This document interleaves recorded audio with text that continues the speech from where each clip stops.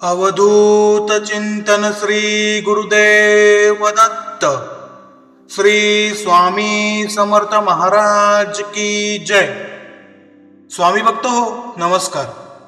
स्वामी स्वरूप परमपूज्य सद्गुरु श्री लाटकर काकांच्या संचार अवस्थेत प्रस्तुत श्री स्वामी चरित्र तत्व रहस्य हे वैशिष्ट्यपूर्ण आहे। आपल्याला प्रत्यक्ष स्वामी समर्थांच्या मुखातूनच हे ऐकायला मिळत आहे, हे आपले अहोभाग्यच आहे। श्रद्धावान स्वामी भक्तांनी याचा अवश्य लाभ घ्यावा। धन्यवाद। श्री स्वामी समर्थ। जय जय स्वामी समर्थ। प्रस्तुत प्रति गुरुवार जो सदगुरु का दिन होता है,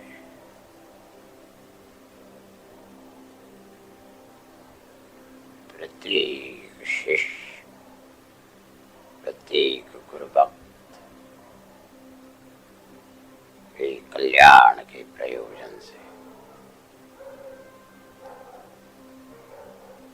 सदगुरु की परिक्रमा त्रिखंड में हो जाती है।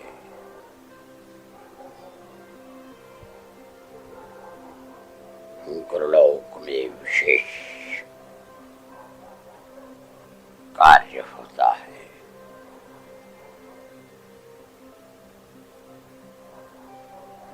जब भवनों में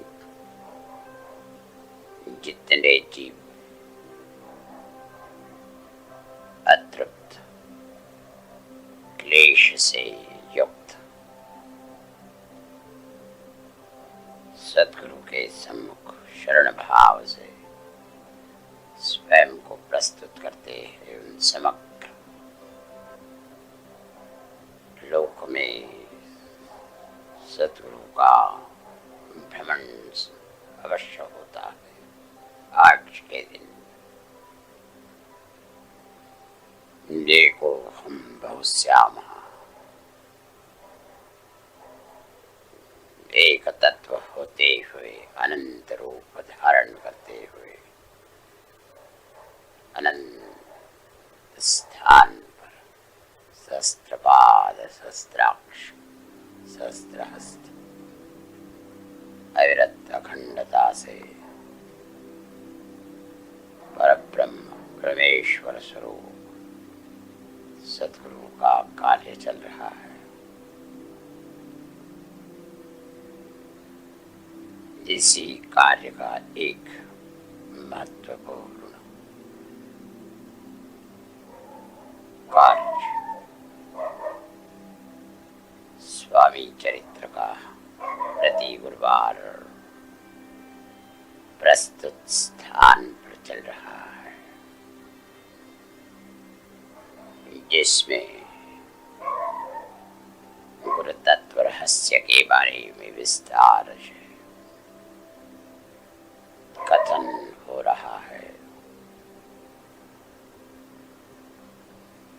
एक एक प्रसंग, एक एक कथा प्रसंग जो गुरु तत्व का रहस्य के बारे में विस्तार से कथन करते हैं।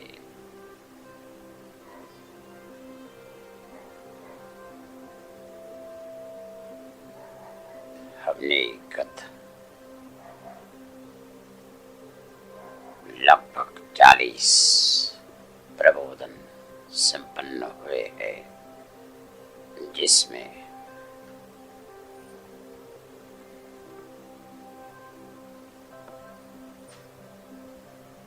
स्वामी के प्रकट प्रसंग से भिन्न भिन्न स्थान पर सद्गुरु का आविष्कार, प्रबोधन कार्य, अनुग्रह, जीव के कल्याण के प्रयोजन से स्थान स्थान पर भक्तगणों को सुयोग्य निर्देश करते हुए सुयोग्य पथ पर साधन मार्ग सुयोग्य प्राप्त करते हुए स्वामी शिव शंभु के स्थान कैलास मानस,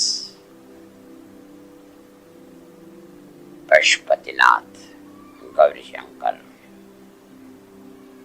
इत्यादि स्थान पर परिक्रमा चल रही है,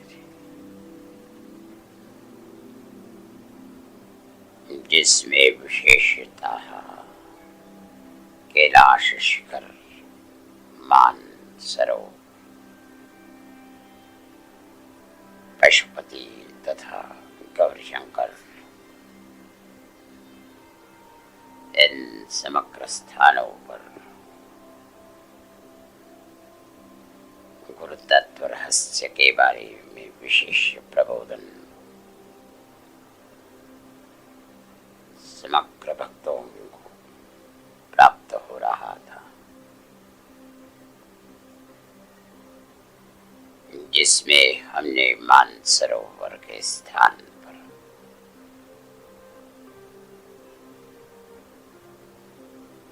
स्वामी तथा देवगण, गंधर्व, राक्षस, पितरगण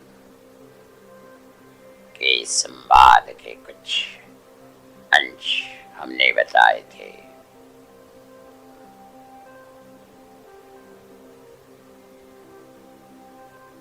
देवगण, समग्र देवगण शिव शंभु की आराधना अवश्य करते हैं। विशेष कैलाश शिखर पर, मानसरोवर पर देवगंधर्व अवश्य आते हैं शिव शंभु के दर्शन लाभ के लिए।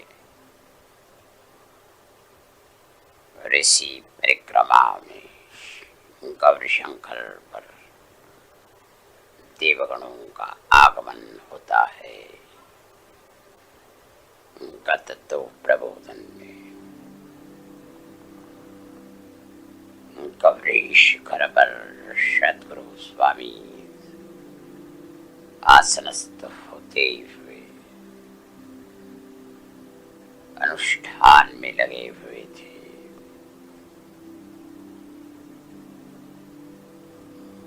वही समय में आकाश गमन करते हुए देवगंधर्व, पितर, राक्षस इत्यादि भुवन तथा स्वर्गलोक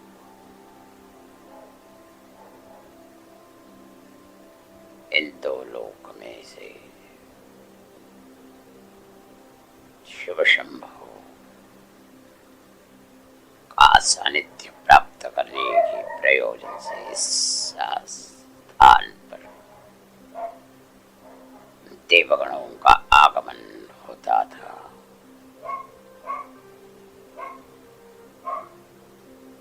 मनुष्य देहधारी स्वामी स्थानापन्न देखते ही देवगणों में बड़ा आश्चर्य हुआ था। जिस स्थान पर मनुष्य का स्थानापन्न होना अतीव दुर्लभ, अतीव कठिन, जहां पे केवल वायु स्वरूप, विद्युत स्वरूप देहधारी देव, पितर, गंधर्व ही जा सकते हैं। ऐसे स्थान पर मनुष्य देहधारी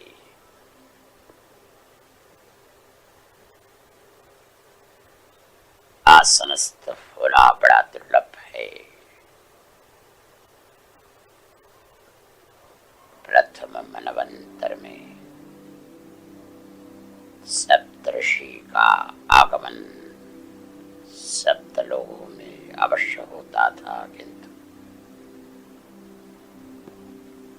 शनै शनै मनमंतर पश्चात मनमंतर तथा प्रस्तुत सप्तमम वैवस्वत मनमंतर में कली युग में मनुष्य अतिवक्षीण कली से प्रभावित प्रमाद करते हुए विपरीत समय में स्वयं का जीवन चला रहा था। ऐसे विपरीत समय में एक मनुष्य देहधारी ऐसे स्थान पर स्थानापन्न होना असंभव था। ऋषि के कारण एक कौपीनधारी अद्भुत स्थिति में दैदीप्यमान देह से मनुष्य देहधारी एक विलक्षण जीवात्मा स्थानापन्न हुआ है। ऐसे जब देवगण देखते हैं तब बड़े चकित होते हैं। तत्पश्चात समग्र देवगणों का तथा गंधर्वगणों का एक सुनिश्चित धारणा है कि भूलोक में मनुष्य एक अल्पजीवी मर्त्य प्रमाद से भरे हुए क्लेश से युक्त समग्र मनुष्य जीव देव तथा गंधर्वों से अधोगति में स्थित है। एक तुच्छता की भावना इंद्र, ब्रह्मदेव, बृहस्पति, वरुण, वायु, अग्नि इन समग्र देवगणों को मनुष्य देहधारी जीवात्मा के बारे में ऐसी धारणा सुनिश्चित हुई थी।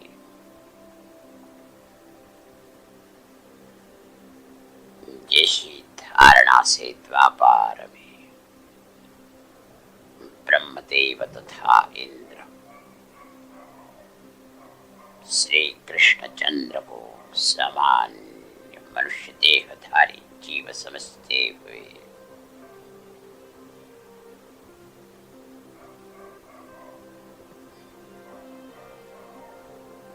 बड़ी भारी पर्जन्य से ग्रस्त करने का प्रयास कर रहे थे, जिसमें श्री कृष्णचंद्र ने गोवर्धन को धारण करते हुए समग्र मनुष्यों की रक्षा की थी।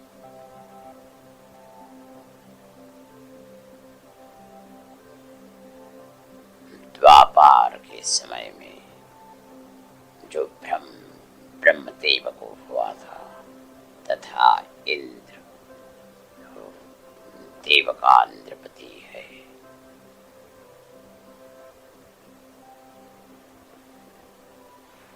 वही भ्रम ठीक उसी प्रकार से इंद्र, बृहस्पति तथा इतर देवगणों के चित्त में सुनिश्चित हुआ था कि मनुष्य मनुष्य देहधारी जीव या कश्चित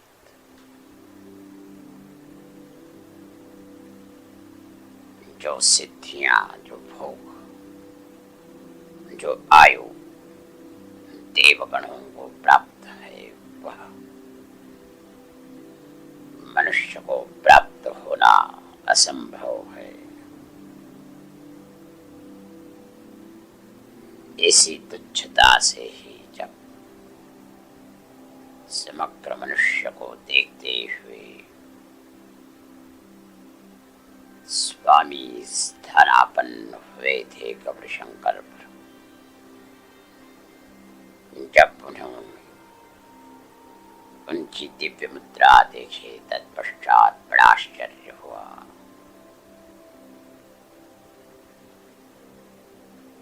तत्पश्चात जिज्ञासा से प्रश्न पूछने लगे।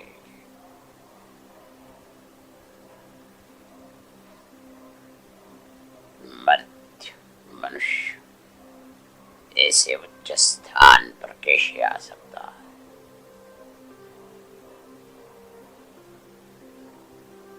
चौदाभुवनों में भ्रमण करने का अधिकार केवल देवलोगों को है। देव ही समग्र भोग प्राप्त करने के लिए सक्षम है। देव को मृत्यु का कोई भय नहीं है।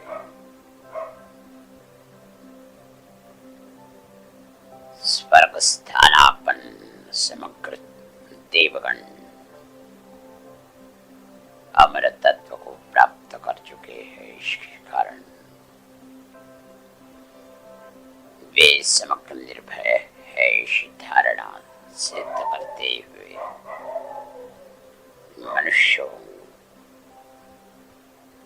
अतीव तुच्छता से देखने वाले देवगण जब स्वामी को देखने लगे, जैसे श्री कृष्ण चंद्र को इसी इंद्रराज ने देखा था, इसी देवगणों ने देखा था, ठीक उसी प्रकार से वशी विस्मय, वशी भाव था।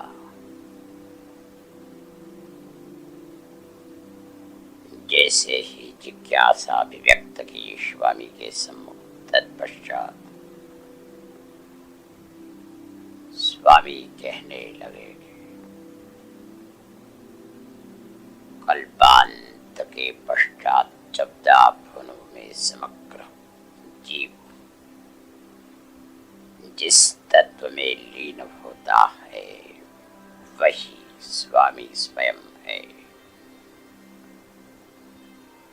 जो अनंत अजन्मा अमर तत्व है।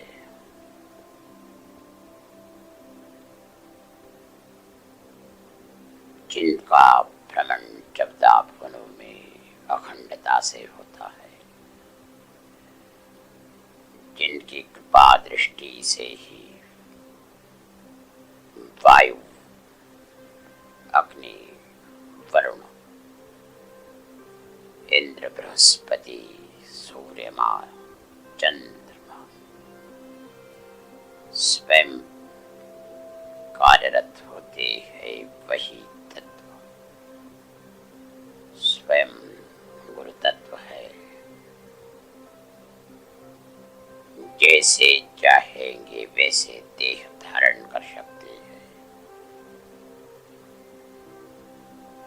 जैसी कृपा दृष्टि जिस जीव पर हो गई, उसे बंधन से मुक्त कर सकते हैं। देवगणों को बड़ा भ्रम हुआ था कि सोमरस अमृत तत्व के समान प्राशन के पश्चात अमर तत्व प्राप्त होता है, किंतु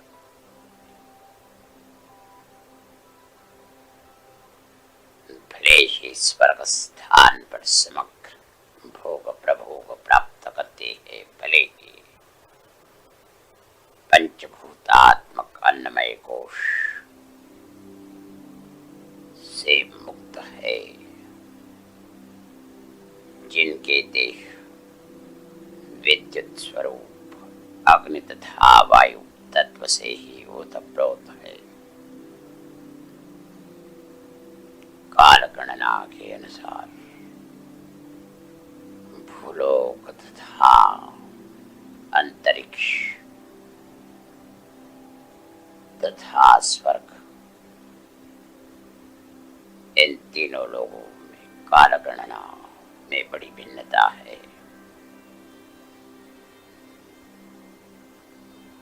ब्रह्मलोक की काल गणना भूलोक से अतीव भिन्न है, किंतु काल प्रत्यक्ष समग्र लोगों को अवश्य स्वीकृत करते हुए उत्पत्ति स्थिति लय तीनों स्थितियों को प्राप्त कराता है। ऐसा एक भी लोक नहीं जिन्हें स्थित्यंतर का सामना ना करना पड़ा। मनुष्य जो अतीव पुण्य करता है, अतीव ऐषणा रखता है, वो शनै शनै अवश्य स्वर्ग लोक को जाता है, किंतु जैसे पुण्य क्षीण होता है तत्पश्चात से अवश्य भूलोक पर आना पड़ता है। बाबा, देवगणों का भ्रम अमर तत्व के बारे में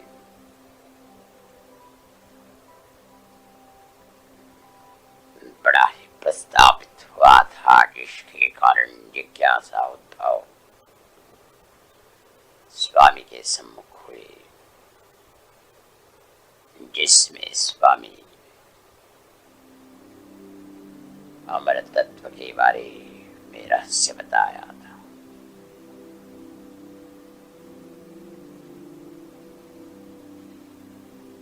जिसका जन्म नहीं वही अमर है, जिसका परिवर्तन नहीं वही अमर तत्व है।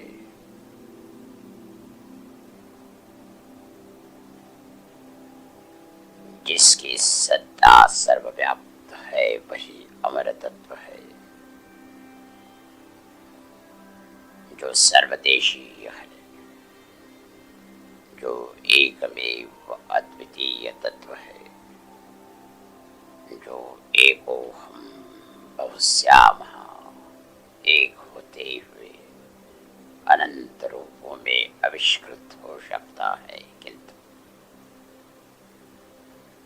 जो स्वयं निर्गुण निराकार अजन्मा अमर तत्व है।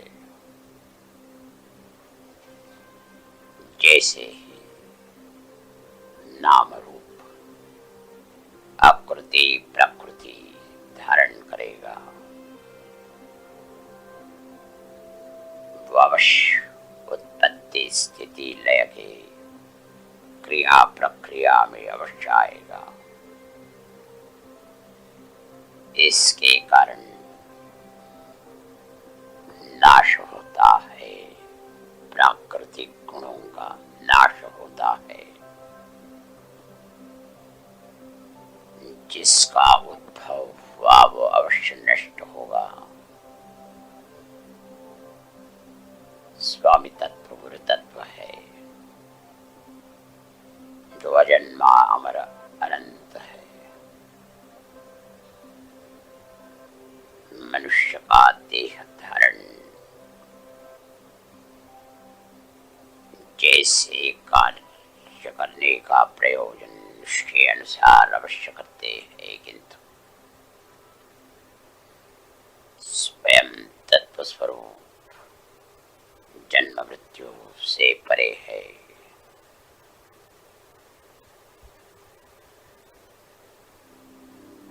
इस तत्व रहस्य को बड़ी स्पष्टता से प्रबोधित करने के प्रयोजन से समग्र देवगणों ने स्वामी को अमरावती स्थान आने की प्रार्थना की। शक, एको शस्त्र, एको शतक, पांचों दशक तथा द्वितीय आषाढ़ शुद्ध एकादशी समग्र देवगणों के साथ स्वयं वायु स्वरूप धारण करते हुए सप्त स्वर्ग में भ्रमण करने के लिए प्रस्थान करते हुए इस अमर तत्व के बारे में विस्तार से प्रबोधन करने के प्रयोजन से स्वामी गंधर्व, पितर, राक्षस समग्र देवगणों के साथ गौरी शंकर से प्रस्थान करते हुए लगभग